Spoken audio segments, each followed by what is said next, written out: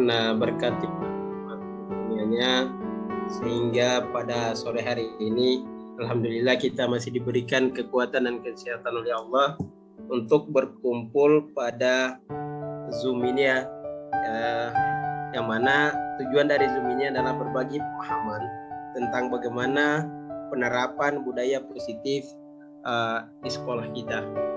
Namun sebelum acara kita mulai, Bapak Ibu, marilah kita buka dengan sama-sama melafazkan basmalah. Bismillahirrahmanirrahim. Bismillahirrahmanirrahim. Baik, Bapak Ibu, pada sesi sharing pemahaman tentang budaya positif ini, insya Allah kami akan berbagi berbagi pengalaman mengenai budaya positif. Insya Allah kita akan bagi menjadi 4 bagian. Namun karena ini sudah saya yang mulai, insya Allah kita akan mulai pada pembahasan tentang disiplin positif dan nilai-nilai kebajikan. Izin Bapak Ibu untuk share screen.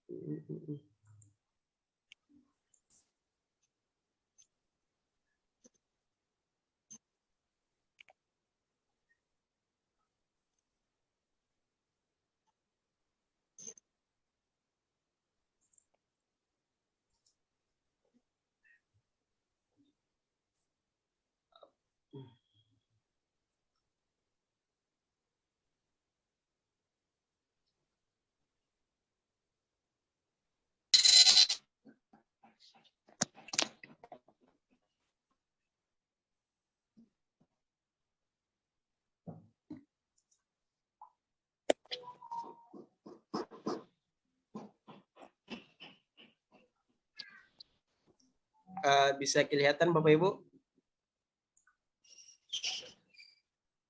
Belum lagi Pak. Belum Pak, Belum ya? belum. Di sini udah muncul ya.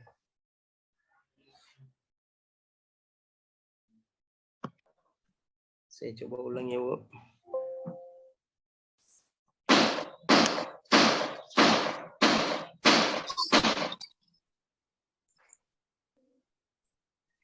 Sekarang Bu, udah bisa Bu?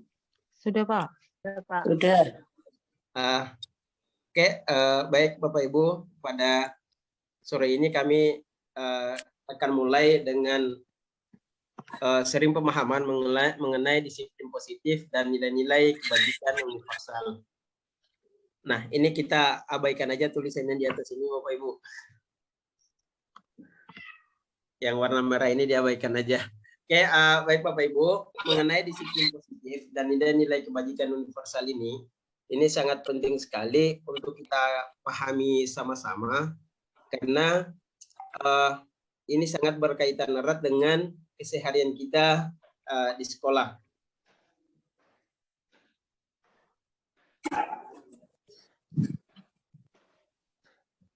Nah, mungkin yang ini Bapak Ibu kita foto yang ada di depan kita ini mungkin tidak asing lagi bagi kita. Beliau adalah Bapak Ki Hajar Dewantara, yaitu Bapak Pendidikan Indonesia ya, Bapak Pendidikan Indonesia. Nah, yang mana menurut Ki Hajar Dewantara ini Bapak Ibu mengibaratkan kita itu sebagai pendidik, itu diibaratkan sebagai seorang petani atau tukang kebun yang tugasnya merawat tanaman yang ditanaminya agar berbuah dengan baik, sehingga tanaman tersebut akan mendapatkan perlakuan sesuai dengan kebutuhannya. Jadi intinya kita sebagai pendidik itu kita ibaratkan sebagai tukang kebun, yang mana ketika kita menanam tanaman maka kita akan berusaha sekuat tenaga kita agar tanaman yang kita tanam itu bisa tumbuh dengan baik. Nah, artinya usaha yang kita lakukan mungkin bisa kita entah itu kita kasih dengan pupuk atau apa gitu ya, Yang penting tanaman yang kita tanam itu bisa kelihatan tumbuh dengan baik dan menghasilkan buah yang baik. Nah, ini gambarannya. Artinya apa? Bahwa kita kalau kita ibaratkan dengan sekolah kita, ya, kalau kita ibaratkan dengan sekolah kita, peran kita tadi sebagai tukang kebun itu, sekolah kita itu diibaratkan sebagai tanahnya, yaitu tempat menanam tumbuhan, sehingga guru harus mengusahakan sekolah kita jadi lingkungan yang menyenangkan, menjaga dan melindungi murid dari hal-hal yang tidak baik. Maka dengan demikian karakter murid akan tumbuh dengan baik. Murid akan mampu menerima dan menyerap suatu pembelajaran bila lingkungan di sekelilingnya terasa aman dan nyaman. Namun jika murid merasakan tekanan dari lingkungan, maka proses pembelajaran akan jadi sulit. Intinya bahwa peran kita sebagai pendidik di sini, Bapak Ibu, ini sangat penting untuk bagaimana menciptakan sekolah kita sebagai lingkungan yang nyaman bagi murid kita. Makanya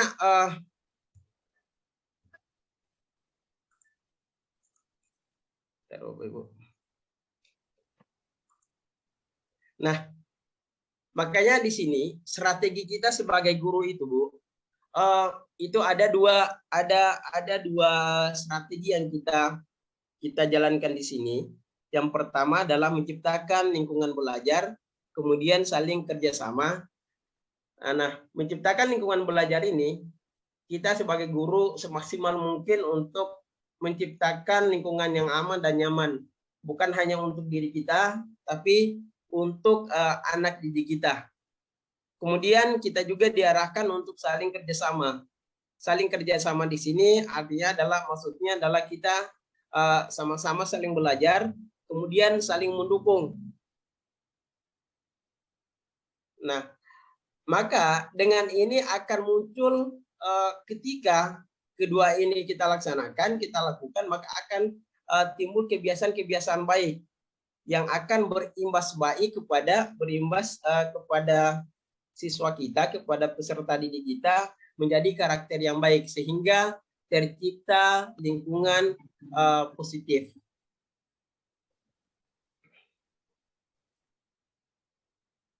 Nah, ketika lingkungan positif, maka kita akan semakin gampang, Bu. Kita akan gampang, Bapak Ibu, untuk mewujudkan disiplin positif, untuk menerapkan disiplin positif.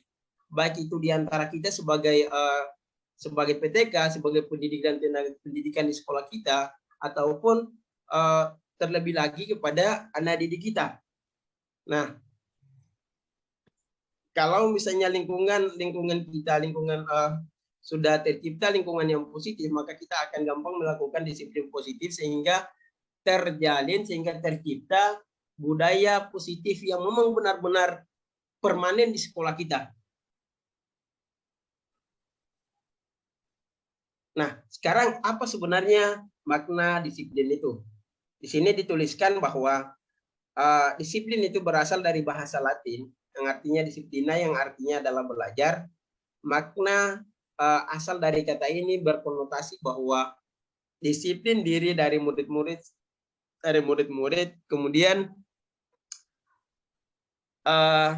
dalam budaya kita, makna kata disiplin telah berubah menjadi sesuatu yang dilakukan seseorang pada orang lain untuk mendapatkan kepatuhan. Kecenderungan umum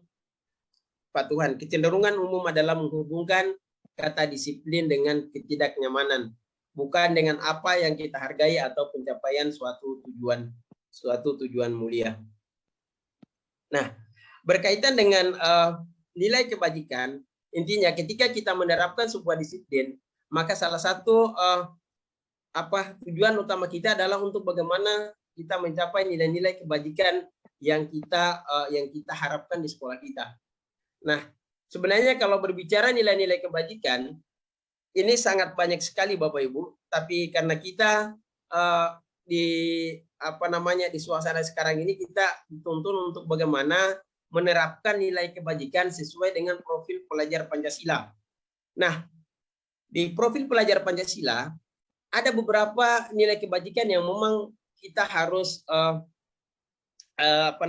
wujudkan di anak didik kita. Yang pertama adalah beriman, bertakwa kepada Tuhan Yang Maha Esa dan berakhlak mulia, kemudian mandiri, bernalar kritis, berkebinekaan global, bergotong royong, serta kreatif.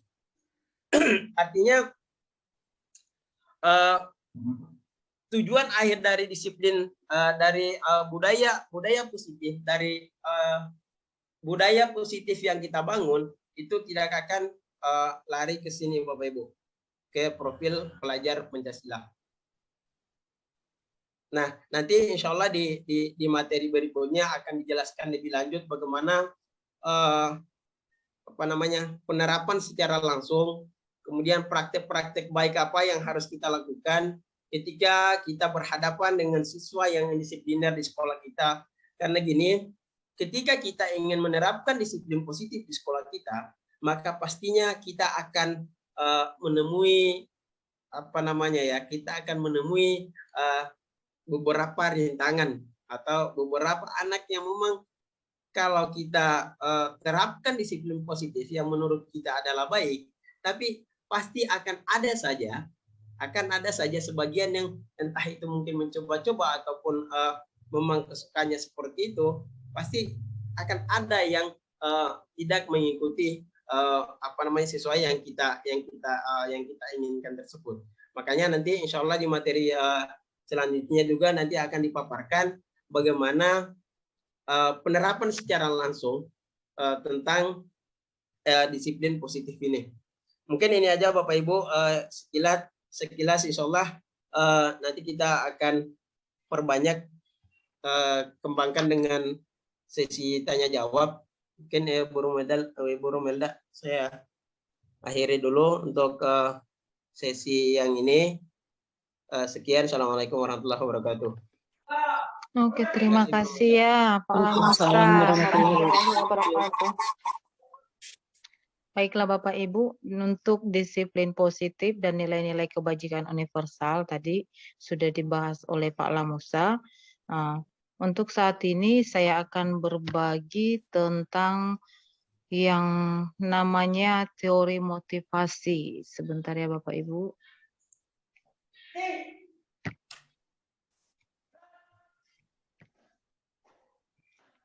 Sudah nampak Bapak Ibu?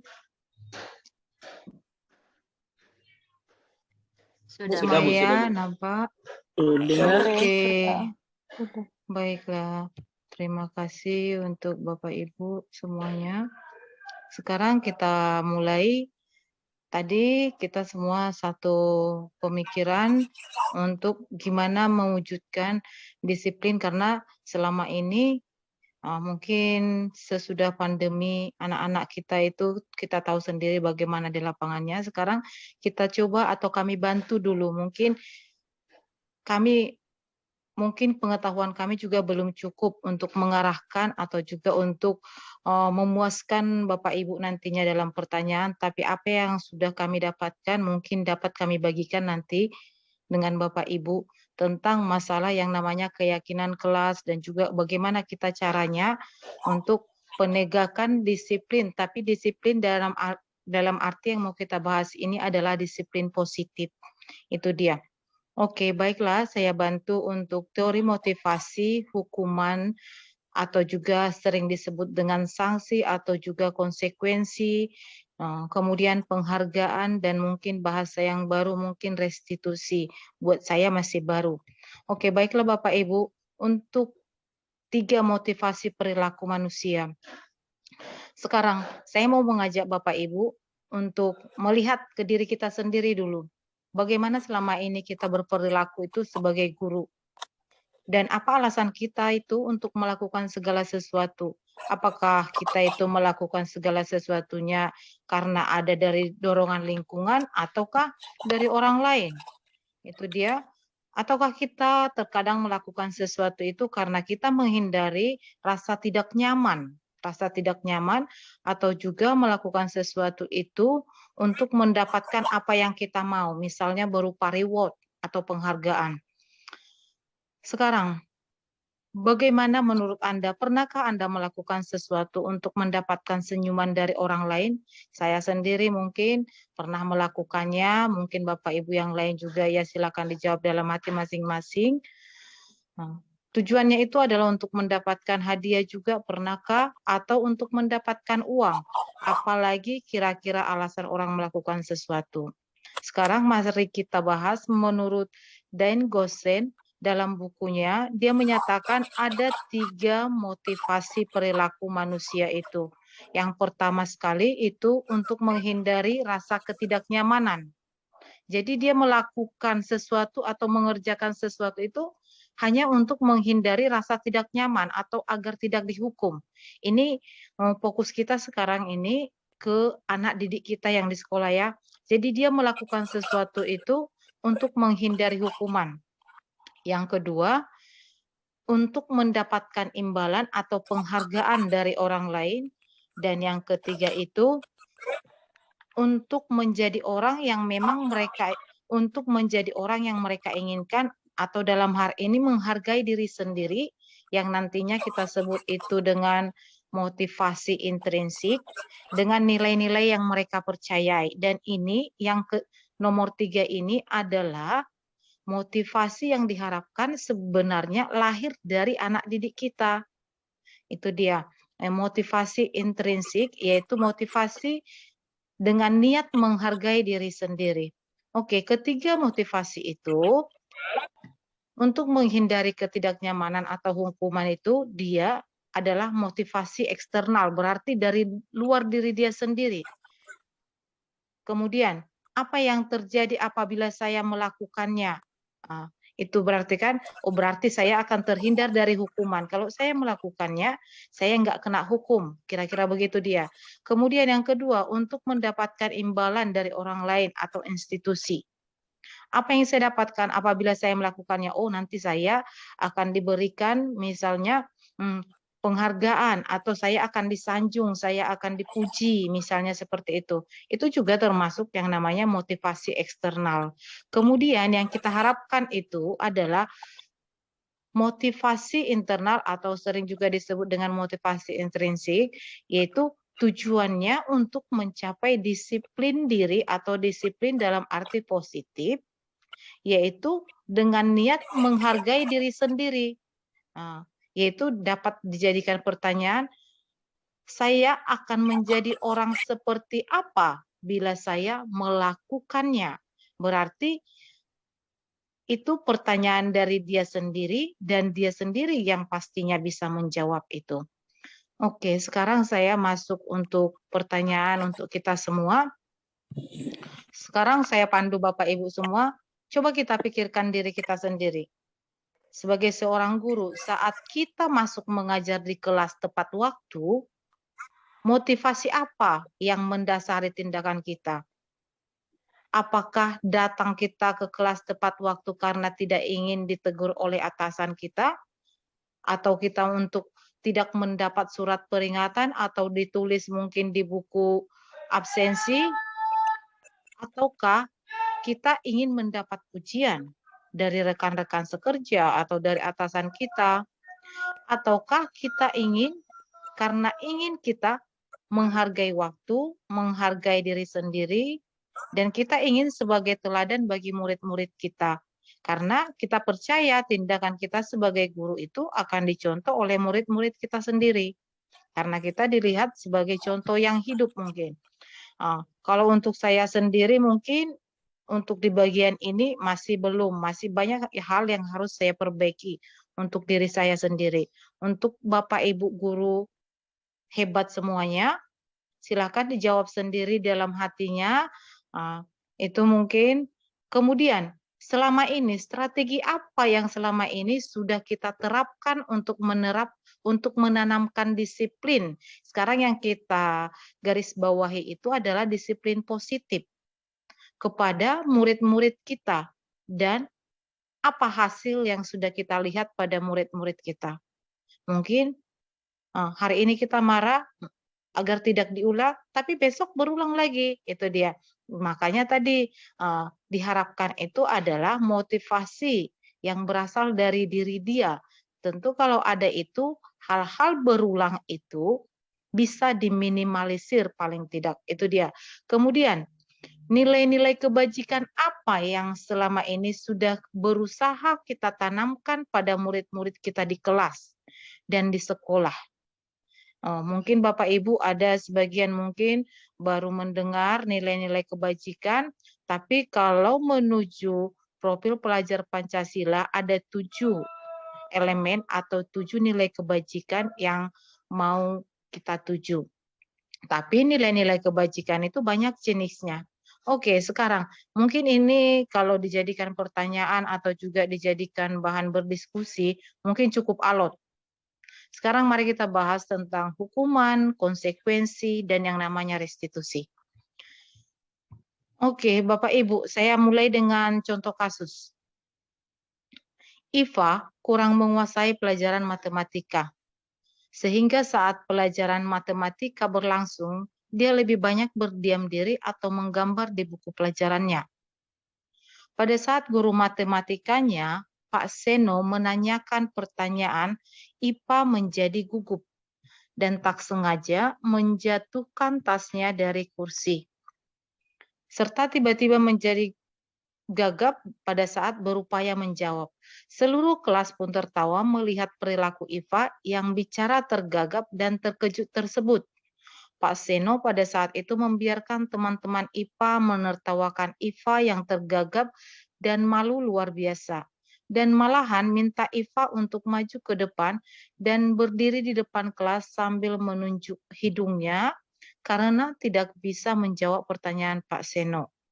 Kelas menjadi gaduh dan anak-anak pun tertawa melihat Iva di depan kelas memegang ujung hidungnya.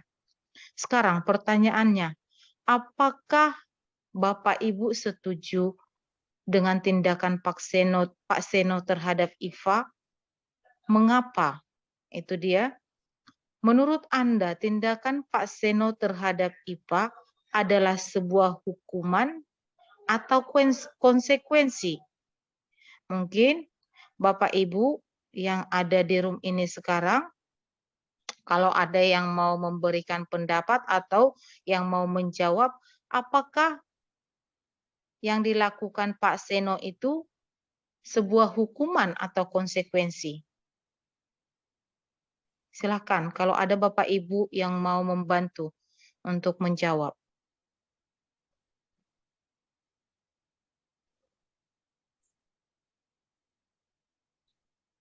Ada Bapak Ibu? Pas semua kayaknya. Pas kayaknya ya. Oke, baiklah. Berikutnya saya teruskan. Dalam menjalankan peraturan atau keyakinan kelas atau sekolah, bila mana ada suatu pelanggaran, tentu kita menantikan sesuatu. Pasti akan terjadi sesuatu, yaitu misalnya penindakan, ditindak ya. Dan untuk itu kita perlu meninjau ulang tindakan dalam penegakan peraturan atau keyakinan di sekolah kita selama ini. Tindakan terhadap suatu pelanggaran umumnya berbentuk hukuman atau konsekuensi. Sedangkan untuk ini kami perkenalkan yang namanya restitusi.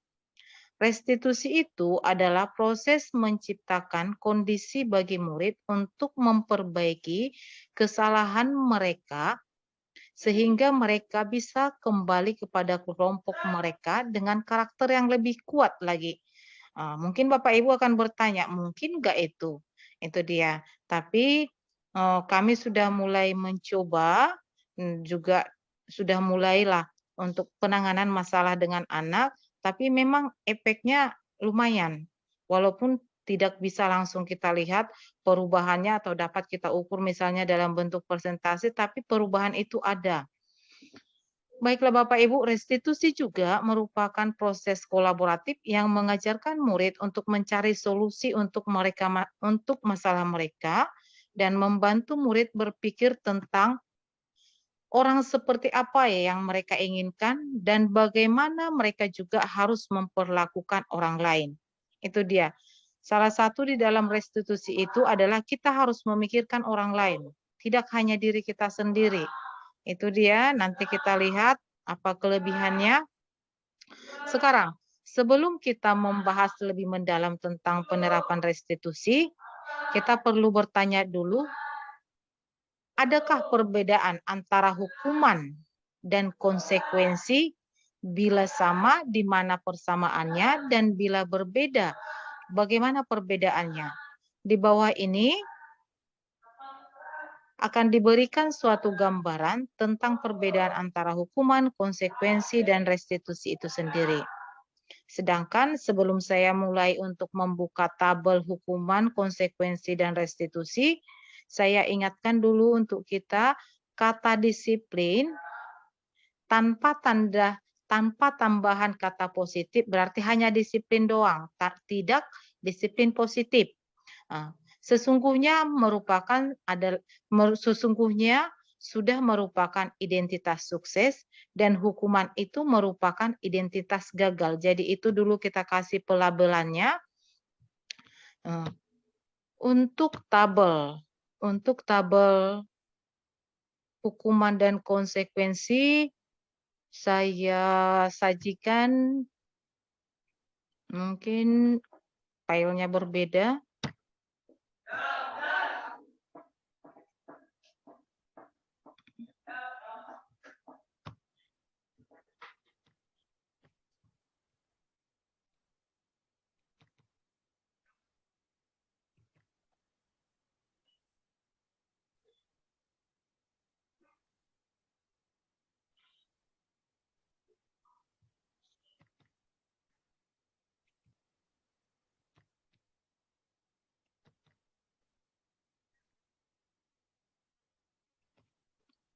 Waduh, bentar ya Bapak Ibu.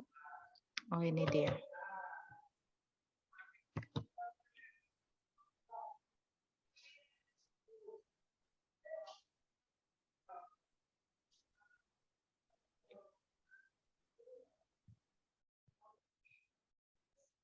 Bisa nampak Pak Lamusa?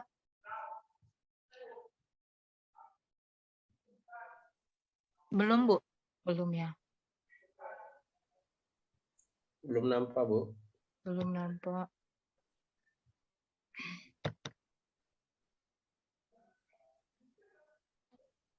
Sudah, belum ya? Coba keluar dulu, Bu. Keluar dulu, nanti setelah itu masuk lagi. Maksudnya bukan keluar Zoom, maksudnya keluar dari dari screen itu. Dari screen. Oke, bentar ya Pak. Stop screen dulu. Nah, baru masuk lagi. Sebentar.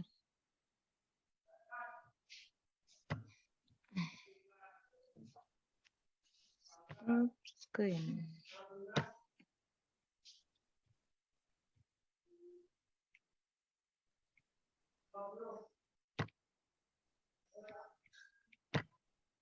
Ini bisa Pak? Udah, Bu. Oke. Ini dia Bapak Ibu. Saya bantu untuk menunjukkan yang mana disebut dengan identitas gagal dan identitas sukses tadi.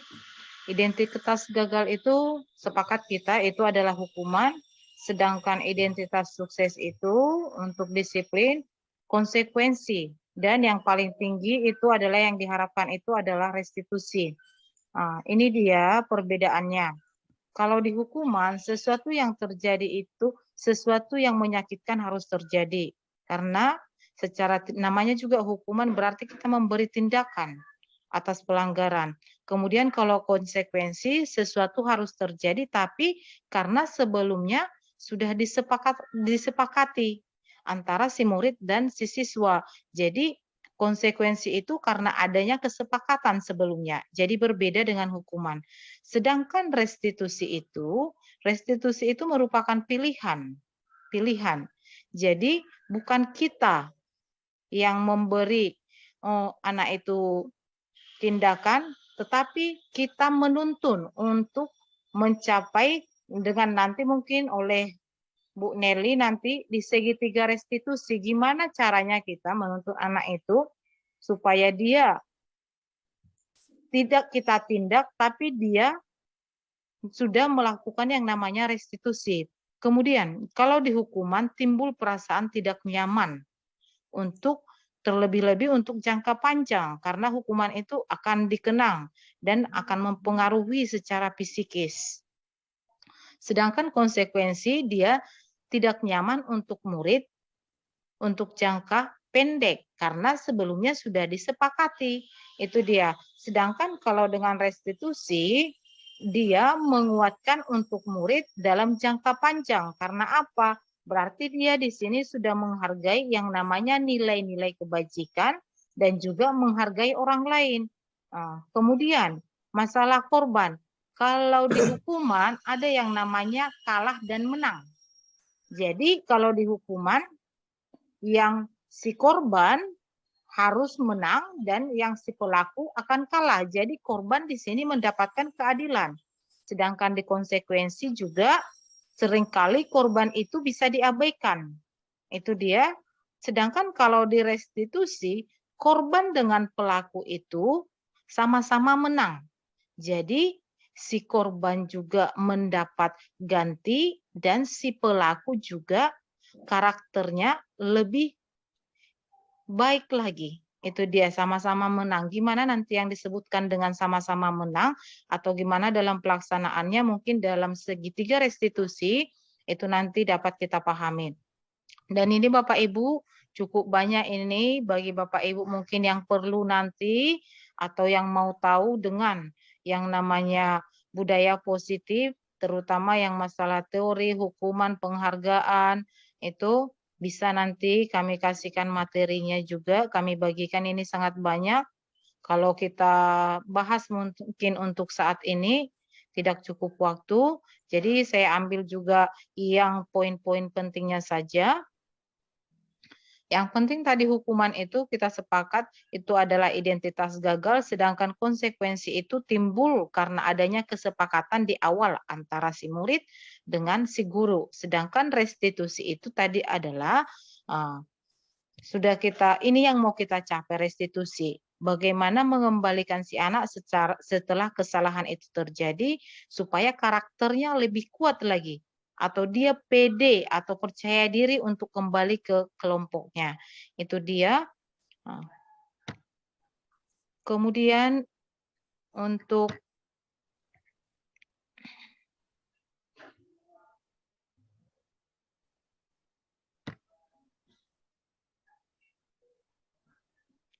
berikutnya sebentar ya Bapak Ibu.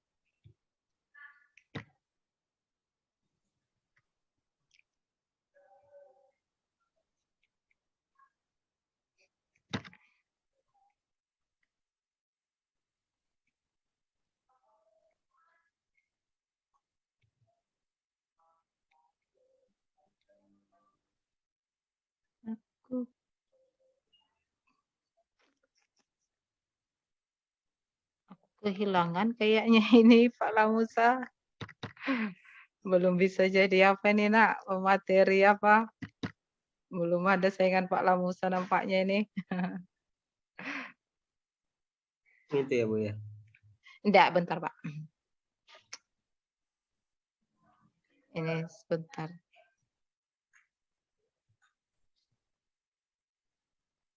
Ini tadi Pak. Udah nampak Pak? Belum Bu, belum. Masih berputar ya. Oh iya. Iya, jaringan kami di sini agak lola.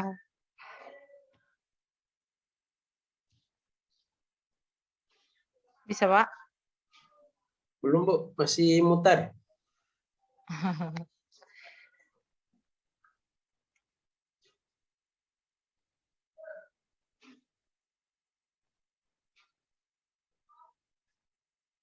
Nampak Pak? Atau saya ulang lagi nih? Ini masih mutar ya Bu, belum jalan ini. Bu Nelly, nampak Bu Nelly? Belum, Bu. Coba keluar dulu, Bu. Keluar Mulai lagi. dari awal. Oke. Iya. Berarti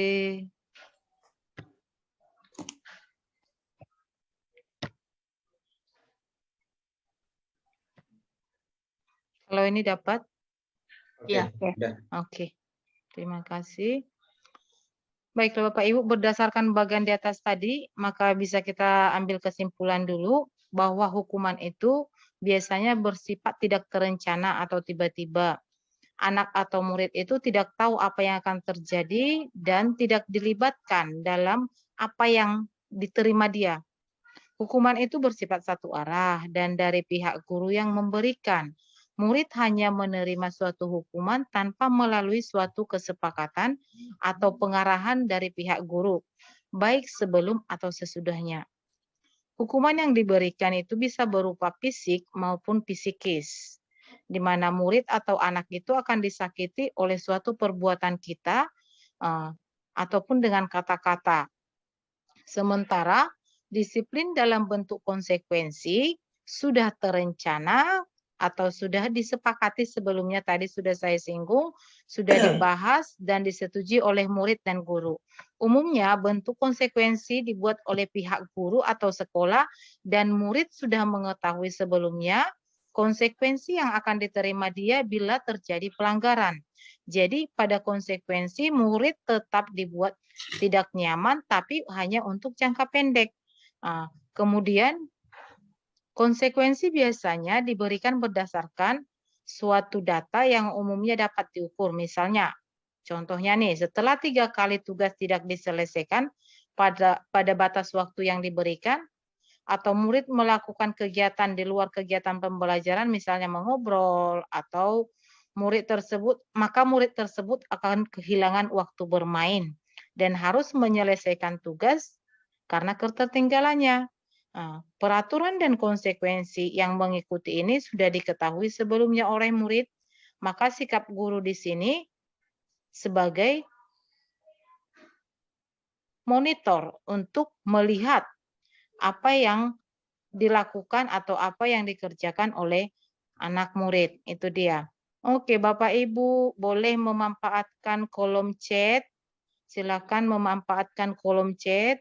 Ayo kita sama-sama melihat ini ada beberapa tindakan kita, tindakan seorang guru.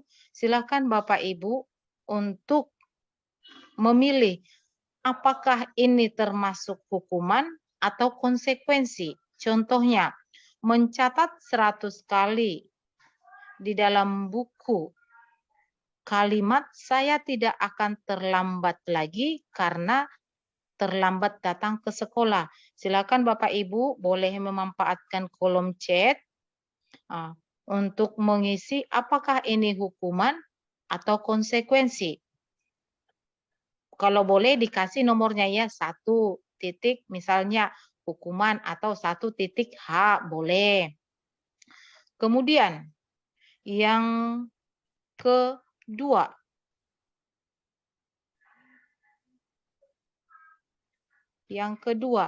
lari mengelilingi lapangan basket 2 kali karena terlambat hadir di sekolah.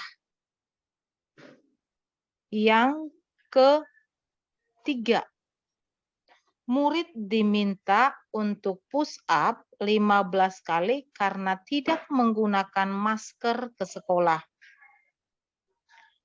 Yang keempat, menggantikan kertas tugas teman yang telah dicoret-coret. Yang kelima, membersihkan tumpahan air di meja tulis karena tersenggol pada saat belajar. Yang keenam, murid disuruh untuk mengenakan sepatu seharian di sekolah. Ini salah. Murid disuruh untuk tidak mengenakan sepatu seharian di sekolah karena tidak mengenakan sepatu hitam. Mungkin ini pernah terjadi ya. Di sekolah saya juga ini mungkin pernah terjadi. Kemudian yang terakhir nomor 7, lari mengelilingi lapangan basket 2 kali karena terlambat 10 menit untuk pelajaran PJOK. Silakan Bapak Ibu boleh menggunakan kolom chat. Ada 7, 1, 2, 3, 4, 5, 6, 7. boleh hanya menggunakan satu hak atau juga boleh misalnya satu hukuman atau satu konsekuensi. Itu dia. Saya kasih waktu 1 menit. Jadi ada 7, mungkin bisa dibaca dengan jelas Bapak Ibu. Pak Lamusa nampak Pak? Jelas Pak? Bisa Bu. Bisa ya Pak. Makasih Pak.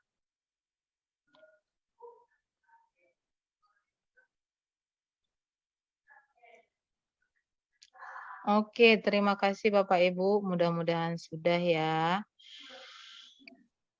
Dari ketujuh ini atau dari yang sering kita lakukan ini, mari kita lihat manakah yang termasuk hukuman dan mana yang termasuk konsekuensi. Nah, ini dia saya kasih bocorannya. Silakan Bapak Ibu sendiri tadi melihat apa yang Bapak Ibu pilih. Nah, ini enggak ada juaranya ya. Cuma kita di sini sama-sama berbagi saja. Kalau mau bertanya misalnya sebentar lagi sesinya. Tapi ini dia antara hukuman dan konsekuensi tadi. Ini mencatat 100 kali atau sering dulu ya waktu SD kita sampai 1 halaman, 1 buku itu adalah jenis hukuman. Lari mengelilingi lapangan basket, itu juga hukuman karena terlambat. Disuruh push up juga itu adalah hukuman. Tapi menggantikan kertas kawan yang telah dicoret-coret itu konsekuensi karena berarti ada konsekuensinya yang harus ditebus dia. Itu dia, ini dia jawabannya. Silakan Bapak Ibu lihat benar atau salahnya pemahaman kita lagi tentang yang mana dia konsekuensi, mana hukuman. Itu dia. Oke. Saya rasa saya cukupkan untuk itu sekarang. Dari yang kita lakukan antara hukuman dan konsekuensi, akibatnya ini. Ini dia akibatnya. Ini diambil dari buku Diana Gosen.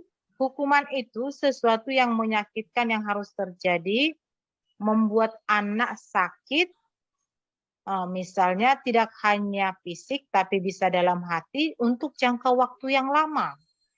Anak jadinya membenci kedisiplinan dan hukuman itu bersifat memaksa dan seringkali kalau sudah tingkatannya paling tinggi atau sudah misalnya dia bisa mendorong anak untuk menyakiti diri sendiri, kemudian dia membentuk konsep diri yang buruk, kemudian anak juga akan belajar untuk menyembunyikan kesalahan dengan cara berbohong dan membuat alibi-alibi lainnya. Itu dia kan. Dan hukuman itu juga akan menimbulkan marah dan rasa bersalah, dipermalukan dan merasa tidak dihargai. Beda dengan konsekuensi. Konsekuensi itu tadi karena disepakati ya. Sesuatu memang harus terjadi, dia harus menerima. Kemudian membuat anak merasa tidak nyaman tapi jangka waktu pendek. Anak lebih menghargai disiplin, ada stimulus dan juga ada tanggapan karena kan sesuai dengan kesepakatan kita. Jadi kalau pelanggaran seperti ini apa tindakannya? Itu dia contohnya. Mendorong anak muda untuk menyesuaikan diri, konsep diri dia akan semakin baik, anak belajar untuk mematuhi peraturan, kemudian anak tidak akan kehilangan hak dan dibuat tidak nyaman atau malah diasingkan. Itu dia perbedaan antara hukuman dengan konsekuensi. Kemudian ini dia yang menarik, dihukum oleh penghargaan. Kadang kita sering memberikan reward atau ada ya percakapan sekarang itu apakah misalnya juara kelas itu dianggap sebagai efeknya itu gimana gitu. Itu lagi banyak juga perbincangan, tapi untuk kasus kita ini coba kita lihat masalah dihukum oleh penghargaan. Contoh kasusnya Ibu Anas guru kelas 2 SD mendapat masalah. Murid-muridnya tidak bisa tertib berdiri antri depan pintu kelas dan selalu berebutan masuk ke dalam kelas setelah jam istirahat usai. Ini tentunya sangat mengganggu proses pembelajaran di mana kelas tidak dapat mulai tepat waktu karena Ibu Anas sibuk menenangkan murid-muridnya untuk waktu yang cukup lama. Akhirnya Bu Anas berpikir cepat, mengandalkan stiker bintang. Setiap murid-muridnya akan masuk kelas usai jam istirahat, Bu Anas akan mengiming-imingi muridnya dengan stiker bintang. Siapa yang dapat berdiri lurus dan berbaris rapi antri di depan pintu, dapat bintang dari Bu Anas. Sebagian besar murid-muridnya menyambut tantangan tersebut dan langsung berdiri rapi di depan pintu agar mendapatkan stiker bintang. Hal ini terus dilakukan Bu Anas selama beberapa minggu karena cukup berhasil membuat murid-muridnya berdiri rapi antri di depan pintu. Sampai pada suatu saat Bu Anas sakit dan terpaksa digantikan oleh Pak Heru. Pak Heru tidak mengetahui tentang stiker bintang dan benar saja pada saat mau masuk ke kelas usai jam istirahat, murid-murid kelas 2 kembali berebutan masuk kelas. Apa yang terjadi? Mengapa? Nah, berarti di sini tadi dia motivasi tindakannya itu adalah untuk memperoleh penghargaan. Itu dia kan? Kemudian penghargaan berlaku sama dengan hukuman dalam arti meminta atau membujuk seseorang melakukan sesuatu untuk memenuhi suatu tujuan tertentu dari orang yang meminta atau membujuk. Dorongannya eksternal dan akan ada faktor ketergantungan. Jadi kalau nggak ada penghargaannya atau kalau nggak ada rewardnya, dia tidak akan termotivasi untuk melakukannya.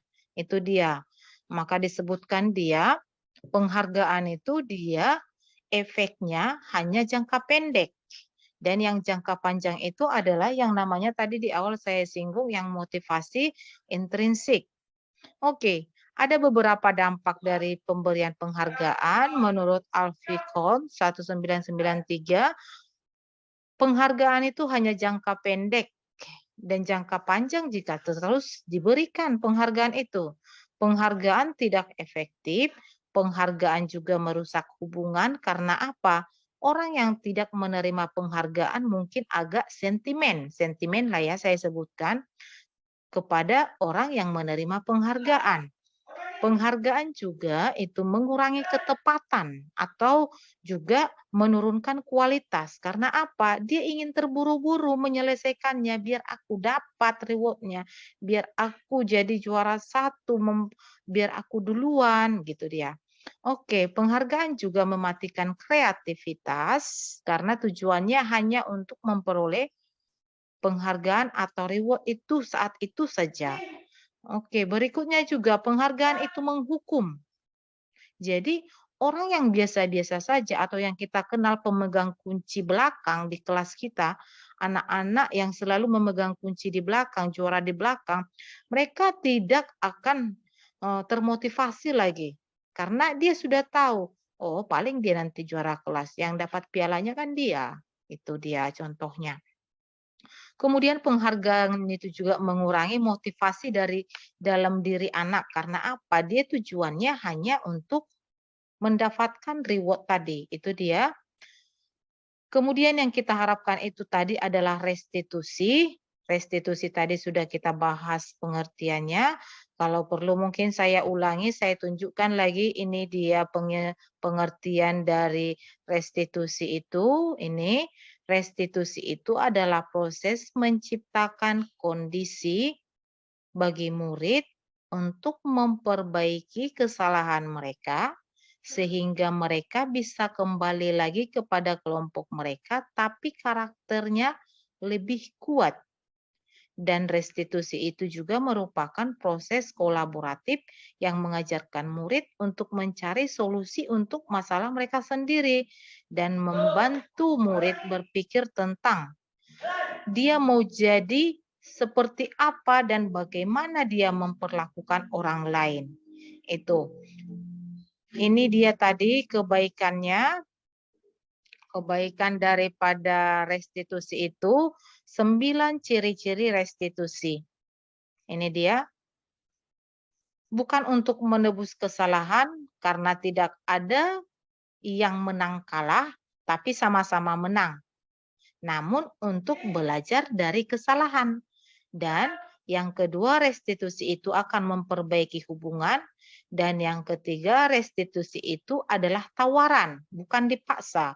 Restitusi itu juga menuntun untuk melihat ke dalam diri. Restitusi mencari kebutuhan dasar yang menjadi tindakannya. Restitusi adalah cara yang paling baik, yaitu restitusi diri, dan restitusi itu juga fokus pada karakter pembentukan karakter anak, bukan pada apa yang merupakan kesalahan dia atau bukan pada tindakannya. Restitusi itu fokus pada solusi, dan restitusi itu tujuannya adalah mengembalikan murid yang bersalah pada kelompoknya dengan harapan karakternya lebih kuat lagi. Mungkin itu yang bisa saya bagikan untuk sesi ini tentang teori motivasi, hukuman, penghargaan, restitusi. Itu mungkin yang bisa saya bagikan. Selanjutnya mungkin dapat dilanjutkan oleh Ibu Maya Triangga. Dan sampai yang terakhir nanti Bu Nelly dengan topik yang sangat menarik. Dan untuk Ibu Maya Triangga kami persilahkan.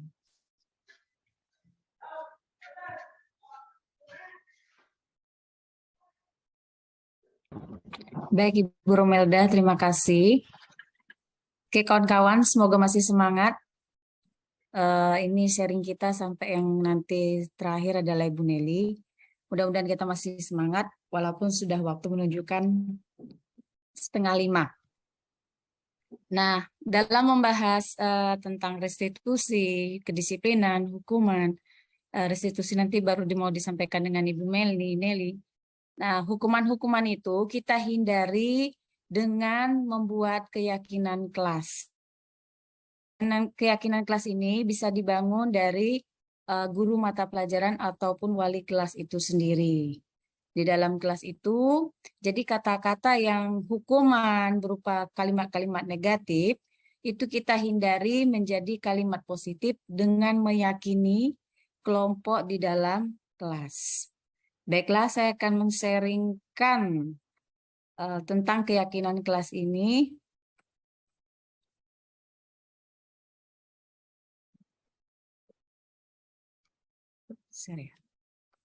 Kelihatan? Oke, Kelihatan, kelihatan Bu, Bu. kelihatan. Oke. Keyakinan kelas yang kita buat, jadi setelah ada pembahasan budaya positif, lalu ada hukuman, ada konsekuensi, ada lagi untuk menghindari hal-hal itu supaya kita dapat berlanjut. Misalnya melakukan kegiatan belajar mengajar di kelas dengan lancar, untuk menghindari hukuman-hukuman yang kita lakukan, kita membuat kesepakatan dengan siswa, yaitu dengan kalimat keyakinan kelas untuk menghindari kata-kata yang bernilai negatif. Oke, kita mulai dari kepengertiannya dulu. Dari pengertiannya ini, keyakinan kelas adalah salah satu disiplin positif yang bisa kita terapkan dalam membangun budaya positif di sekolah. Dengan adanya keyakinan di kelas, di setiap kelas diharapkan dapat mewujudkan tujuan pendidikan yang berorientasi kepada profil Pancasila. Profil Pancasila tadi yang sudah dijelaskan oleh Pak Lamusa. Oke, kita lanjut lagi. Hubungan keyakinan kelas dengan budaya positif itu seperti apa? Nah, hubungannya adalah salah satu yang paling penting dalam menciptakan budaya positif adalah tentang keyakinan kelas itu sendiri. Keyakinan kelas itu berbeda dengan peraturan kelas. Keyakinan kelas lebih bersifat universal, menggunakan kalimat positif dan motivasi. Dengan demikian, peserta didik tergerak dalam dan bersemangat untuk menjalankannya.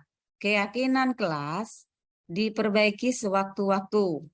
Faktor penting lain dalam menciptakan budaya positif adalah melakukan restitusi yang nanti akan dilanjutkan oleh Ibu Nelly.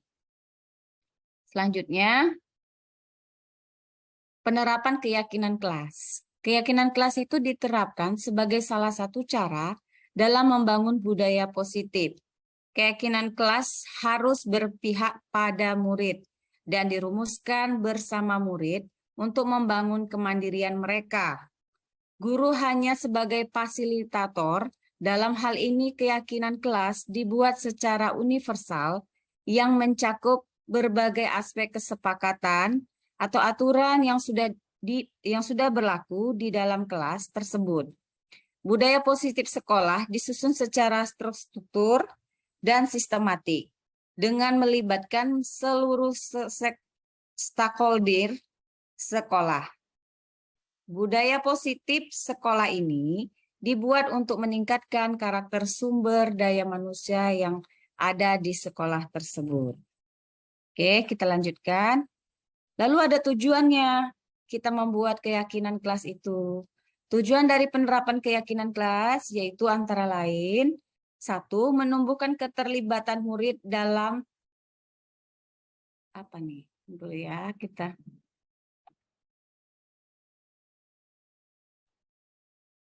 keterlibatan murid dalam membentuk keyakinan kelas untuk mencapai kelas impian bersama guna pembelajaran yang efektif. Kedua, mewujudkan merdeka belajar berpihak pada murid. 3. Menciptakan komunikasi segala arah antara guru dan murid-murid. 4. Membiasakan budaya dan disiplin positif. Disiplin positif itu yang untuk menghindari kata-kata negatif tadi, kita menggunakan disiplin positif. Yaitu biasanya kita menghindari kata hukum dengan konsekuensinya.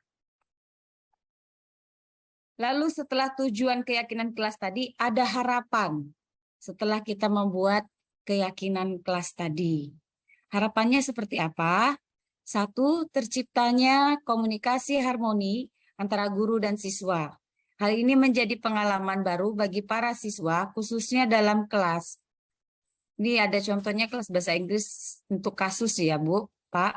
Untuk mengemukakan pendapat mereka tentang kelas impian yang mereka harapkan. Kedua, terlihat dan terasa motivasi belajar siswa meningkat setelah mereka diajak berdiskusi terkait hal-hal positif untuk membangun budaya dan disiplin positif. Jadi kalau kita membuat keyakinan kelas, ketika anak itu tidak melakukan apa yang kita sampaikan, seperti kasus yang disampaikan Ibu Romelda tadi, itu salah satu kasusnya. Itu kalau ada disiplin, ada keyakinan di kelas, kita bisa mendisiplinkan anak itu dengan keyakinan kelas tadi, berupa aturan-aturan dalam mengajar kita sendiri. Tapi yang bernilai positif, bukan yang menghukum. Kalau menghukum kan kita menyakiti siswa itu, sedangkan kalau konsekuensinya kita bertanya kepada siswa bagaimana kalau kesalahan yang dia buat tadi, dia mengambil konsekuensi apa yang terbaik untuk dirinya, untuk kita, dan untuk teman-teman di dalam kelas tersebut. Kebutuhan dasar manusia dan dunia berkualitas. Nah, hubungannya apa? Nah, dari keyakinan kelas tadi, kita mengharapkan anak-anak tadi menelurkan kebutuhan dasar manusia dan dunia yang berkualitas. Kita berharap dari keyakinan kelas tadi, anak setelah dia punya aturan dalam belajar atau di kelas itu, anak itu menjadi lebih positif, lebih baik setelah di luar kelas. Dan hukuman-hukuman yang ada selama ini yang kita lihat itu kita harapkan berkurang. Walaupun tidak bisa kita hentikan secara cepat, itu semua butuh proses. Lalu, pengertian kebutuhan dasar manusia. Kebutuhan dasar manusia kita tahu itu seperti makan, keamanan, cinta, merupakan hal yang penting untuk bertahan hidup dan kesehatan.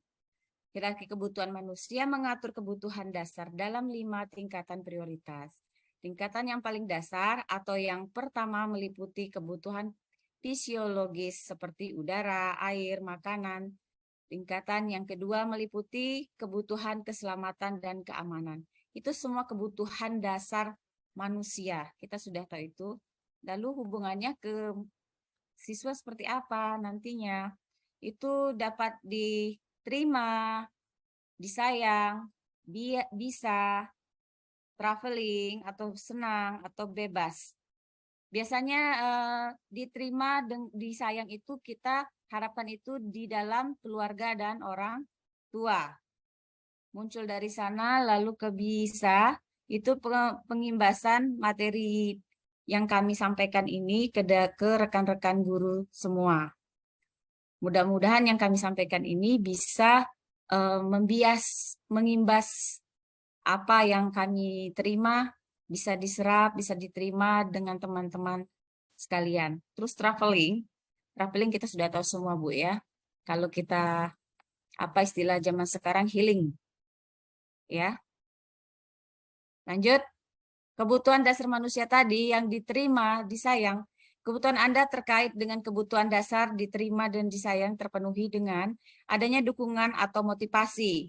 Jadi kalau kita diterima dan disayang itu ada dukungan atau motivasinya, cinta, kasih sayang, dan kepedulian terutama dari orang-orang yang terdekat dengan kita seperti suami, anak, maupun orang tua.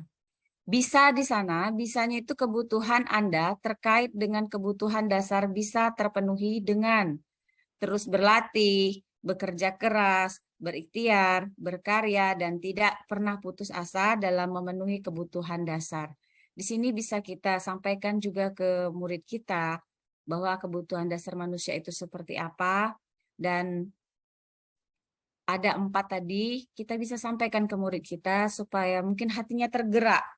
Kita harapkan tuh hati dia tergerak untuk melanjutkan nilai-nilai positif yang kita sampaikan kepada mereka.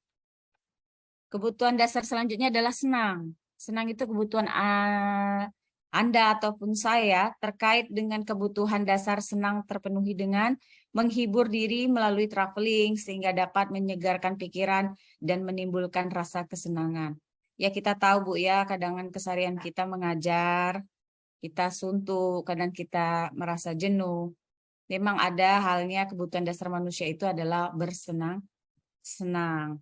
Lalu bebas. Kebutuhan Anda terkait dengan kebutuhan dasar bebas terpenuhi dengan suka mencoba-coba, selalu bergerak, dan tidak terlalu terpengaruh orang tua. Nah, dalam keyakinan kelas ini tadi, kita bisa mengontrol siswa melakukan kesalahan mungkin atau yang tidak pas dalam kita menyampaikan materi, itu ada namanya posisi kontrol. Nah, itu nanti akan dijelaskan oleh Ibu Nelly. Kepada Ibu Nelly, kami silakan melanjutkan. Terima kasih, Bu.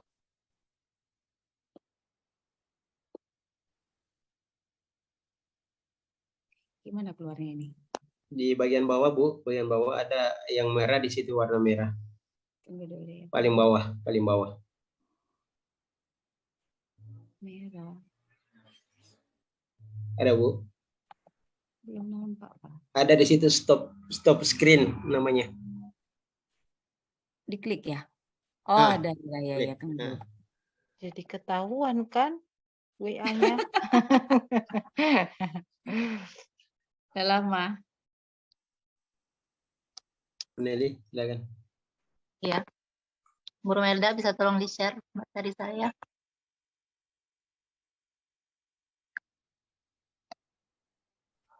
Bentar ya, Ya, Bu. selamat sore Bapak Ibu. Assalamualaikum. Semoga masih semangat. Di sini saya menjelaskan tentang 5 posisi kontrol dan segitiga restitusi. Ini kayaknya singkat aja karena tadi udah banyak dibahas. Bu Romelda sebelumnya udah bahas juga. Jadi di sini saya akan membahas tentang posisi kontrol kita sebagai guru. Jadi di sini yang kita pelajari, posisi kontrol itu ada 5. Jadi yang paling rendah yaitu penghukum, yang kedua itu pembuat rasa bersalah, yang ketiga itu kita bertindak sebagai teman, yang keempat itu sebagai pemantau, dan yang kelima yang paling tinggi itu sebagai manajer. Nah, yang pertama saya akan menjelaskan tentang posisi kontrol kita sebagai guru yang bertindak sebagai penghukum. Nah, seorang penghukum ini biasanya dia menggunakan hukuman yang fisik maupun verbal. Ini sering kita temukan ya. Orang-orang yang menjalankan posisi penghukum ini senantiasa mengatakan bahwa sekolah memerlukan sistem atau alat yang dapat lebih menekan murid-murid lebih dalam lagi. Guru-guru ini biasanya kalau marah ke siswa pasti nadanya tinggi. Terus nanti matanya melotot, jari-jarinya nunjuk. Ini pasti sering kita temukan dulu zaman kita sekolah, mungkin kita pasti pernah menemukan guru yang model begini. Atau mungkin sekarang kita udah jadi guru, mungkin kita pasti menemukan rekan kita yang seperti ini. Atau bahkan mungkin diri kita sendiri mungkin yang bertindak seperti ini. Jadi ini bisa jadi mungkin refleksi untuk kita, apakah sikap kita ini udah benar gitu. Jadi guru sebagai penghukum ini biasanya kalau marah-marah pasti ya udah ikuti aturan saya gitu. Kamu selalu salah, selalu kamu yang salah. Gitu. Misalnya siswanya datang terlambat masuk ke kelas, selalu aja terlambat, selalu terlambat. Padahal kita mungkin nggak tahu kenapa penyebabnya, kenapa siswanya datang terlambat, masuk kelas terlambat, mungkin dia dari WC atau dia mungkin belum selesai makan di kantin gitu. Nah ini posisi kontrol sebagai penghukum ini kita usahakan atau semoga tidak terjadi atau semoga tidak ada sikap ini di diri kita sebagai guru. Gitu. Nah selanjutnya hasil dari penghukum ini kita akan lihat bahwa muridnya ini nanti akan bersifat dendam. Dia akan dendam sama kita, bahkan mungkin dia bisa bersikap agresif gitu. Bisa jadi sesudah kembali duduk, siswa itu pas masuk kelas sudah dimarahin, dia duduk, murid tersebut mungkin akan coret-coret buku, mungkin atau meja tulisnya dicoret, atau mungkin lebih buruk lagi pulang sekolah, dia bisa memecahkan ban motor atau ban mobil guru yang tadi memarahi dia di kelas. Gitu. Jadi sikap ini agak bahaya karena dia marahnya dia langsung keluar, bukan dipendam gitu. Jadi mungkin kita bisa mengontrol diri kita supaya tidak menghasilkan perbuatan-perbuatan yang seperti ini. Nah, yang kedua, guru yang bersikap sebagai pembuat rasa bersalah. Nah, pada posisi ini biasanya guru itu akan bersuara lebih lembut. Dia membuat rasa bersalah akan menggunakan keheningan yang membuat orang lain itu merasa tidak nyaman. Dia membuat siswa itu dirinya itu biasanya merasa bersalah. Siswa yang dia marah itu merasa oh iya ya mungkin ini salah saya ya. Gitu. Jadi rendah diri. Biasanya guru kata-kata yang keluar dari sini itu dengan nada suaranya yang halus, yang ya tidak menunjukkan kemarahan sama sekali, tapi dia misalnya mengeluarkan kata, "Duh ibu kecewa sekali sama kamu, kok bisa sih kamu masuk kelas terlambat? Kan kamu udah janji sama ibu." Gitu. "Udah berapa kali ibu kasih tahu kamu masuk kelas itu tepat waktu, jangan terlambat. Gimana coba kalau kamu gini terus?" Misalnya, ibu kecewa atau mungkin orang tua kamu bisa kecewa kalau tahu kamu kayak gini. Gitu. Nah ini adalah posisi guru yang meletakkan dirinya sebagai membuat rasa bersalah. Membuat rasa bersalah ini bukan kepada dirinya, tapi kepada siswanya. Siswa yang dia perlakukan seperti ini akan merasa dirinya, oh iya ya, saya bersalah ya. Gitu. Nah, apa dampaknya dari sini? Siswa ini akan merasa bersalah. Bersalah itu telah mengecewakan gurunya. Terus siswa akan merasa menjadi orang yang gagal dan tidak sanggup membagikan orang lain. Kadang-kala sifat seperti ini lebih berbahaya dan dari sikap penghukum, karena emosi akan tertanam. Nah ini tadi yang saya jelaskan sebelumnya, seseorang yang memendam emosinya ini akan lebih bahaya ketika tiba-tiba suatu hari nanti dia meledak mungkin, daripada orang yang kalau marah ya udah langsung keluar marahnya. Tuh. Terus murid tertekan seperti ini tiba-tiba bisa meletus. Nah ini tadi, siswa tiba-tiba bisa meletus dan bisa menyakiti dirinya atau mungkin orang lain. Nah, kita masuk yang ketiga, posisi guru sebagai teman. Ini mungkin sering kita temui ya di sekolah. Pada posisi ini, dia tidak akan menyakiti muridnya, namun akan tetap berupaya mengontrol murid melalui persuasi. Posisi teman pada guru bisa negatif, bisa juga positif. Terus positif di sini berupa hubungan baik yang terjalin. Nah, ini bagus ya, sebenarnya guru dan murid itu bisa dekat, itu bagus. Tapi tetap ada batasannya. Nah, guru di posisi teman ini menggunakan hubungan baik dan humor untuk mempengaruhi siswanya. Misalnya, tetap dengan suara yang lembut, ayolah nak, bantulah demi bapak atau demi ibu. ayo kamu ingat ya ibu pernah bantu kamu loh, kamu berarti kamu juga harus bantu ibu. Nah itu berarti ada di sini istilahnya simbiosis mutualisme, apa yang kita lakukan ke murid, kita mintanya murid juga lakukan itu ke kita gitu. Terus ada lagi, ya sudah kali ini tidak apa-apa, nanti ibu bereskan.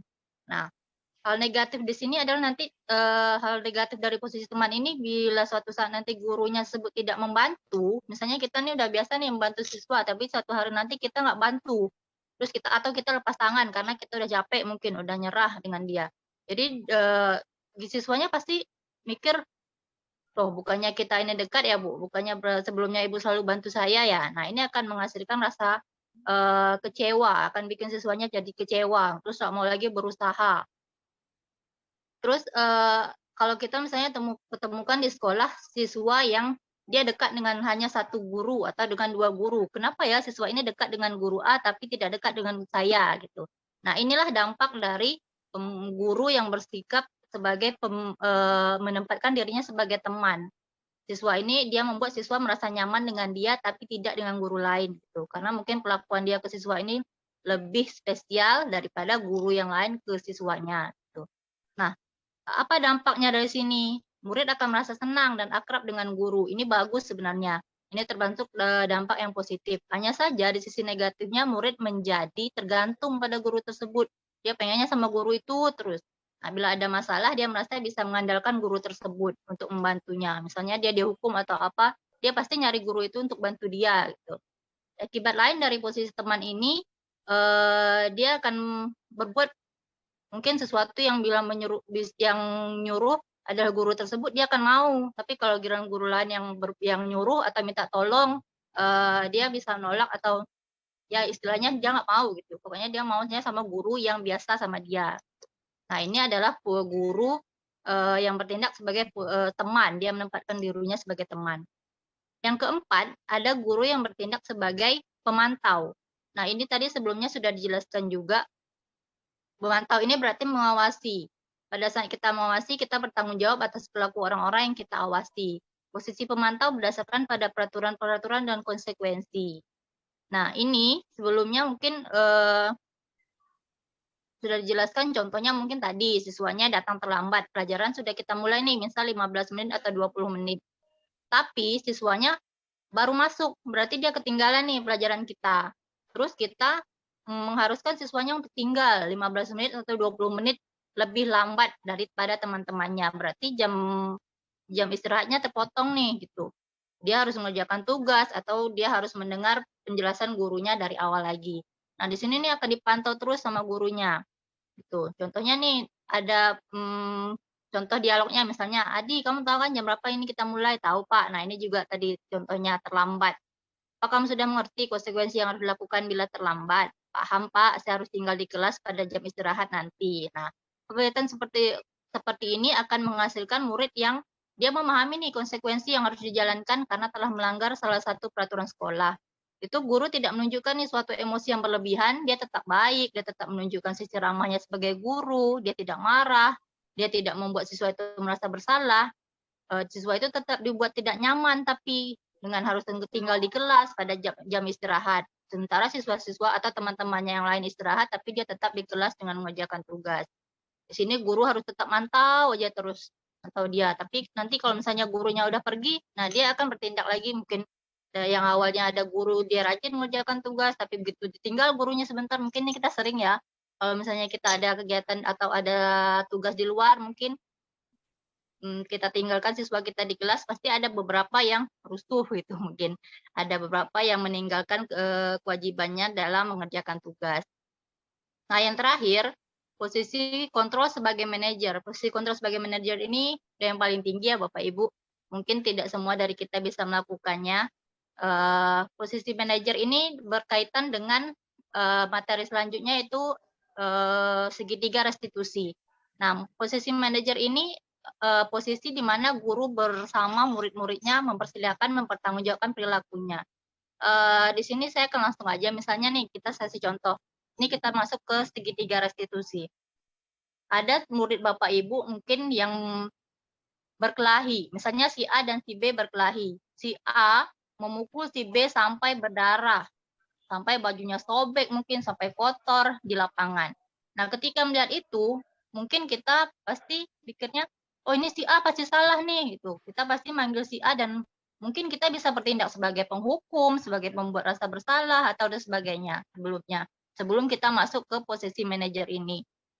Nah, setelah itu, ketika kita memanggil siswa itu, ketika kita bertindak sebagai manajer, kita harus, apa yang harus kita lakukan? Yaitu ketika kita manggil dia, kita harus melakukan yang namanya menstabilkan identitas. Apa yang harus kita lakukan? Yaitu setiap orang pasti pernah melakukan kesalahannya. Kita bisa kasih dulu nih kesempatan ke dia untuk dia menenangkan diri. Sambil kita memberikan pengertian. Wajar kalau kamu marah. Mungkin tadi si B melakukan sesuatu yang bikin si A marah, sehingga amarah si A ini keluar dan menyebabkan si B terluka mungkin. Nah, di sini sikap guru yang bertindak sebagai posisi kontrol di manajer ini adalah kewajibannya adalah untuk bukannya mewajarkan tapi memberikan pengertian kalau ya kita sebagai manusia itu wajib atau manusiawi lah kita marah gitu. Terus yang pernah mungkin kita bisa juga kasih pengertian yang pernah melakukan ini bukan kamu aja gitu. Tapi nah ketika masuk ke validasi tindakan yang salah, ketika kita mulai masuk ke memberikan pengertian ke perbuatan dia yang salah, nah disinilah kita bisa mungkin memberikan pengertian kalau ada cara lain yang lebih efektif daripada memukul temannya, daripada menyebabkan kerusuhan, daripada berkelahi. Nah, tentu di sini mungkin kita bisa berikan pengertian, kamu tentu punya alasan mengapa melakukan itu. Nah, kita tanyakan dulu, jangan langsung marah. Di posisi manajer ini dia harus memvalidasi dulu selain kita mewajar atau memberikan pengertian manusiawi atau wajar kamu marah, nggak apa-apa kamu marah, tapi kamu tetap bersalah. Nah, di sini Ibu mau tahu nih apa kira-kira penyebab kamu tadi memukul B. Nah, di sinilah kita akan tahu apa sebabnya. Ketika kita sudah tahu sebabnya, kita mungkin tidak akan terlalu memojokkan A. Mungkin si B juga salah, tapi si A juga lebih salah. Gitu. Nah, setelah kita masuk di validasi tindakan yang salah ini, si A ini akan tahu dia salah. Dia sudah menerima kalau memang dia salah. Nah, ketika itu kita bisa masuk ke tahap selanjutnya, yaitu menanyakan keyakinan. Nah, disinilah kita bisa tadi sebelumnya dibahas oleh Bu Maya, sebelumnya kita sudah bahas tentang keyakinan kelas. Nah, siswa ini pasti punya keyakinan kelasnya masing-masing. Dia pasti punya, kita sama siswa pasti punya aturan kita masing-masing. Nah, disinilah kita bisa menanyakan ke siswa, apakah perbuatan dia ini sudah benar? Apakah perbuatan dia ini sudah sesuai dengan keyakinan kelas yang sudah kita buat? Atau apakah perbuatan kamu ini tidak menyalahi aturan atau norma atau peraturan sekolah yang sudah kita buat, keyakinan kelas yang sudah kita setujui gitu. Terus setelah itu, setelah dia menyadari dia salah, nah kita akan tanyakan lagi, kira-kira apa yang akan kamu lakukan untuk menebus kesalahan kamu ke B, mengingat si B ini tadi terluka. Nah mungkin kalau si A menjawab, saya akan minta maaf Bu, apakah cukup dengan minta maaf? Nah kita tanyakan lagi si A, apakah cukup dengan minta maaf? Kalau si A merasa minta maaf tidak cukup, nah kita tanyakan lagi, kira-kira apa solusinya? Bukan kita yang memberi solusi, tapi mereka yang mencari solusinya sendiri. Tuh. Mereka mencari solusi kira-kira selain minta maaf apa yang harus dia perbuat dengan A, apa yang kira-kira bisa menebus perbuatan dia tadi dengan A selain meminta maaf. Nah, itulah salah satunya contoh proses penerapan segitiga restitusi ini.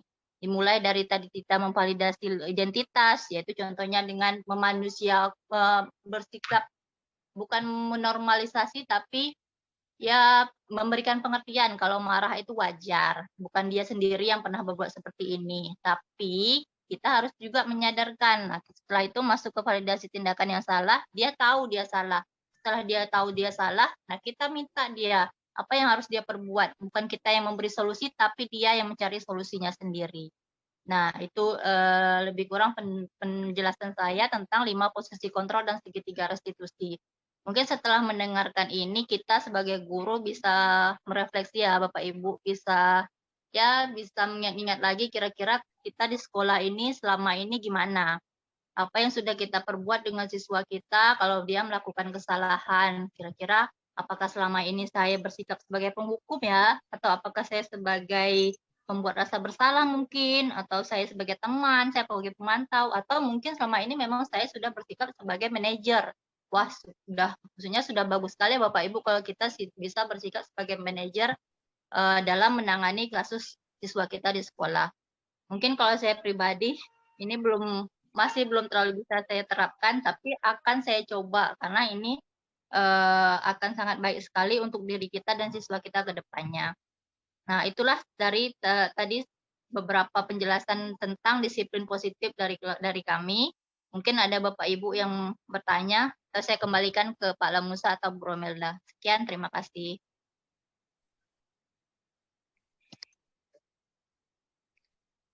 Terima kasih Bu Nelly, terima kasih Bu Maya, terima kasih Pak Lamusa, dan terima kasih juga buat kita semua yang hadir saat ini. Untuk Bapak Ibu semuanya, mungkin ada pertanyaan atau ada hal yang mau kita seringkan bersama, baik itu berupa kasus yang kita alami di sekolah atau apa. Kami bukan untuk menggurui, tidak. Karena kami juga sama seperti Bapak Ibu semuanya, kita sama-sama belajar, itu saja. Hanya mungkin langkah kami saja duluan belajar di depan. Siapa tahu langkah yang kami tempuh itu bisa kami bagikan dengan teori atau yang sudah kami praktekkan. Kami persilahkan kalau ada Bapak Ibu guru yang mau bertanya.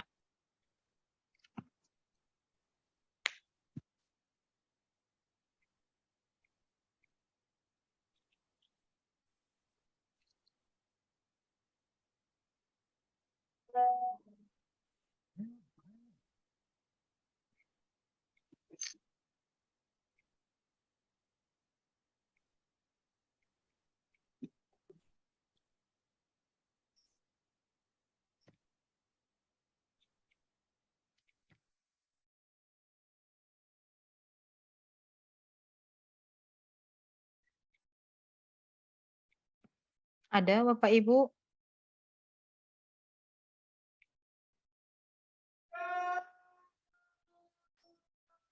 Mungkin Bu Rosa atau mungkin Bu Indah, Bu Johanrika, atau mungkin Bu Nadia, Bu Mimi, Bu Sinta atau siapa aja, atau Bu Erlina. Nah, silakan Bapak Ibu kalau ada yang mau ditanyakan, nggak harus mengaktifkan kamera, yang penting bisa sama-sama kita berbagi di sini.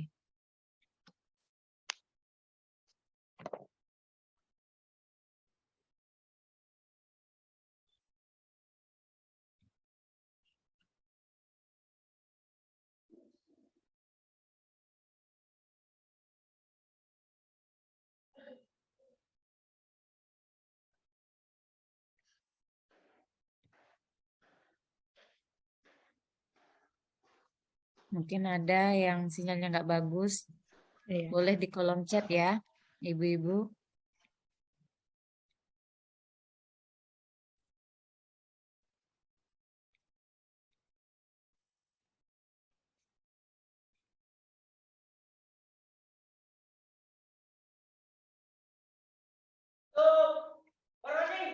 Saya malah jadi takut ini Bu Maya, penjelasan kita nggak jelas atau gimana ya?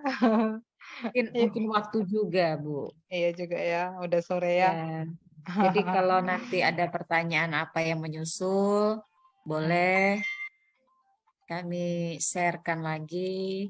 Perwakilan dari sekolah masing-masing juga ada.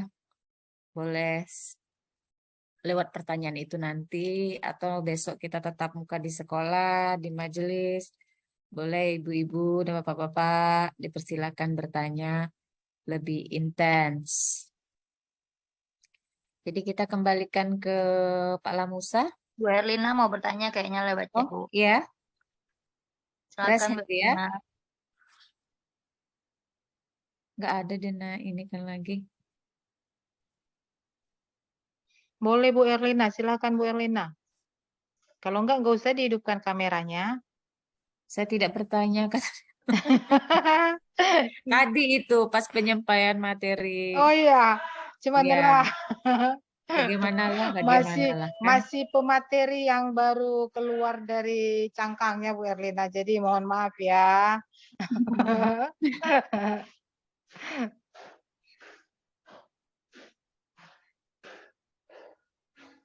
Oke, Boleh silakan Bu, link silakan Bu, lewat silakan. chat Ayo, atau chat langsung pun ke WA. boleh. Kayak nunggu SMS dari pacar nih. Ayo Bu. Atau Bapak Ibu mungkin siapa tahu ada kasus misalnya gitu kan. Kalau dari yang kami praktekkan itu sih segitiga restitusi itu bagus loh. Tapi bukan saya promosi ya ini, bukan mau menjual barang ini ya. Tapi bagus. Apalagi kalau misalnya anak tengah emosi betul itu kan. Misalnya gitu, seperti yang dikatakan Bu Nelly tadi, kita mulai dengan menstabilkan identitasnya. Itu. Apa nih ya? Seperti apa yang dijelaskan tadi, kita rasa semuanya mungkin kita udah pernah kita lakukan. Jadi pertanyaannya apa nih? Kita tunggu aja ya. Yang pertama tadi, yang pasti menstabilkan identitas dulu ya, Bu Nelly ya. Gimana anak itu nggak emosian mungkin kan? Nah, seperti hukuman dan konsekuensi ya, dan yang lain. Apa nih?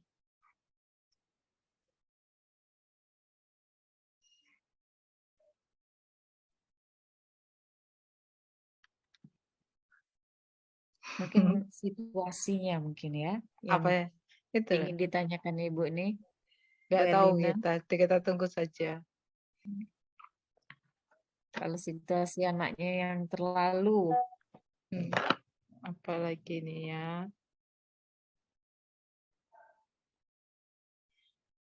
Tapi apa yang kita lakukan kadang ada murid-murid yang tidak dapat bisa terima. Oh, ya seperti kondisi. hukuman dan seperti hukuman, konsekuensi dan yang lain. Tapi apa yang kita lakukan kadang ada murid-murid yang tidak bisa menerima. Istilahnya banyak yang kang. Nah,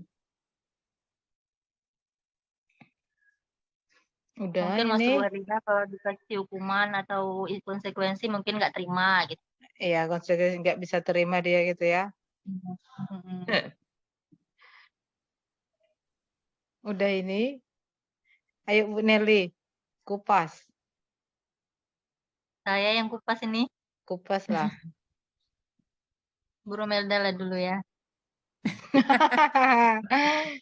Maaf ya, karena sinyal tak Mungkin kalau bagus, jadi tak bisa komunikasi langsung. Oke, mudah-mudahan ya sesuai dengan apa yang Ibu harapkan ya. Mungkin tadi sudah ada perbedaan antara hukuman, konsekuensi, ataupun sanksi, dan juga restitusi. Tapi kadang mungkin kalau yang Ibu bilang ini tidak bisa terima ini, mungkin di tingkatan konsekuensi ya. Kalau di tingkatan konsekuensi itu berarti sudah disepakati sebelumnya antara si guru dan si siswa. Kalau dia juga masih belum paham atau tidak bisa menerima yang namanya konsekuensi dari perbuatan atau konsekuensi dari pelanggaran yang dia lakukan, tidak bisa paham juga, mungkin apa namanya, pemahamannya lagi yang kurang, Bu. Mungkin misalnya kalau apa gitu, pada di awal-awal tahun ajaran baru, perlu kita yang namanya mensosialisasikan. Kesepakatan itu dibuat di awal dan disosialisasikan. Siapa tahu yang misalnya pikirannya yang lagi tertinggal di rumah hari ini, besok sudah dibawa pikirannya, atau juga dalam waktu misalnya seminggu atau kita ambil waktu dalam bulan-bulan pertama kita sosialisasikan dulu kesepakatan atau misalnya tadi yang menjadi keyakinan yang di dalam kelas pembelajaran Ibu. Kalau begini ini konsekuensinya. Tapi sekarang yang diharapkan itu ada lagi di atas konsekuensi, yaitu kita menggunakan kata restitusi. Biarkan anak itu bukan kita yang emosi, bukan kita yang tegang atau kita yang marah-marah, biarkan dia mengingat apa kesalahan dia dan biarkan dia ibarat kata bahasa awamnya, dia menghukum dirinya sendiri. Dia yang menyebutkan dia bersalah dan dia yang menghukum dirinya sendiri karena mengakui kesalahan juga itu sudah termasuk hukuman kan? Itu. Itu sudah termasuk hukuman, tapi bukan kita yang melakukan. Mungkin seperti itu atau mungkin bisa ditambahkan lagi sama Pak Lamusa, Bu Nelly, Bu Maya. Mungkin kalau bisa saya tambahkan, Bu, siswa ini mungkin kalau kita bisa melenceng, kebutuhan dasarnya belum terpenuhi mungkin. Ada siswa mungkin kalau kita marahi dia makin jadi, atau dia sering cari mungkin dia menentang atau apa itu mungkin untuk cari perhatian mungkin gitu. Ini memang masalah kebutuhan dasar ini memang agak susah karena bukan kita yang membesarkan mereka ya Bapak Ibu. Jadi mungkin entah dari rumah masalahnya, karena siswa sekarang apa ya, yang namanya etika atau apa itu memang agak kurang. Jadi memang agak berat, apalagi siswa SMA ya, SMA SMK udah besar, Ya. udah keras kepala, udah susah. Ya mungkin itu pendekatannya memang harus lebih ekstra. Pendekatan pertama belum berhasil, kedua belum, ketiga belum, mungkin dari kelas 1 mungkin susah belum, kelas 2 belum juga, mungkin nanti kelas 3 mungkin gitu. Tugas kita yaitu jangan menyerah lah. Tetap berusaha untuk menerapkan segitiga restitusi tadi. Mungkin kalau menurut kita salah, mungkin tidak sepenuhnya dia salah, mungkin ada juga kita salah mungkin gitu. Jadi sama-sama kita introspeksi diri, kita lebih pengertian lagi mungkin, walaupun memang menguras kesabaran kita ya Bapak Ibu, kalau siswa yang seperti ini. Aja sih, mungkin ada tambahan yang lain.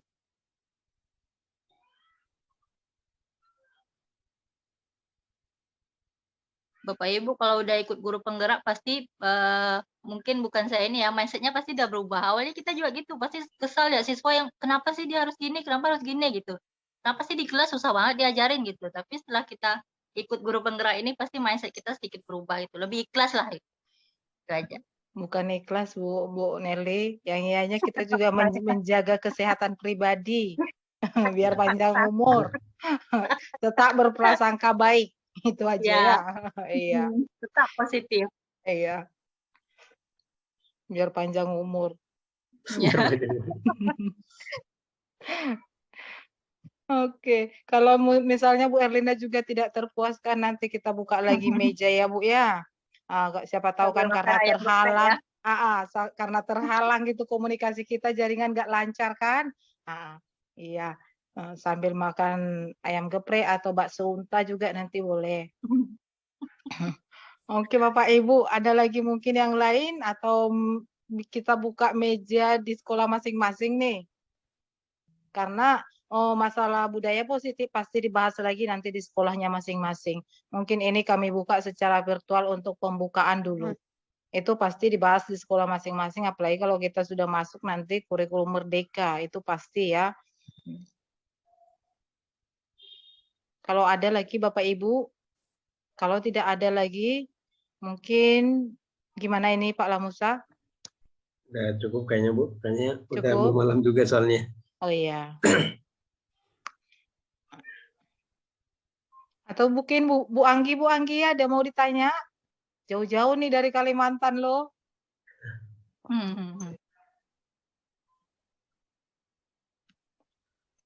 Sinyal mungkin Bu. Iya. Ya sudah. Ayolah Pak Lamusa, berarti mungkin nggak ada lagi, atau kalau ada nanti kita seringkan sama-sama ya. Nanti insya Allah kita perkuat lagi di sekolah masing-masing lah Bu. Iya. Kalau di sekolah kami kan ini kebetulan di sini kami ada beberapa orang yang masuk ya. Yang kami undang itu dari kesiswaan, kemudian dari guru BK, karena saya punya impian besar sebenarnya kalau kami itu di sekolah kami itu ada sosialisasi khusus tentang yang ini Bu. Ya, karena memang sangat penting sekali rasanya. Oke, mungkin Bu udah ini ya, udah selesai ya. Oke Pak, bisa ditutup.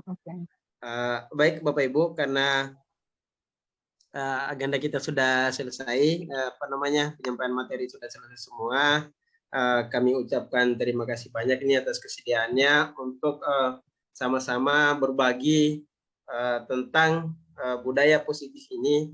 Mudah-mudahan apa yang kita dapatkan hari ini itu bisa kita coba terapkan di sekolah kita masing-masing, dan kemudian kita juga bisa meneruskan ke kawan-kawan lain, manakala apa yang kita dapatkan pada sore ini itu bermanfaat menurut kita.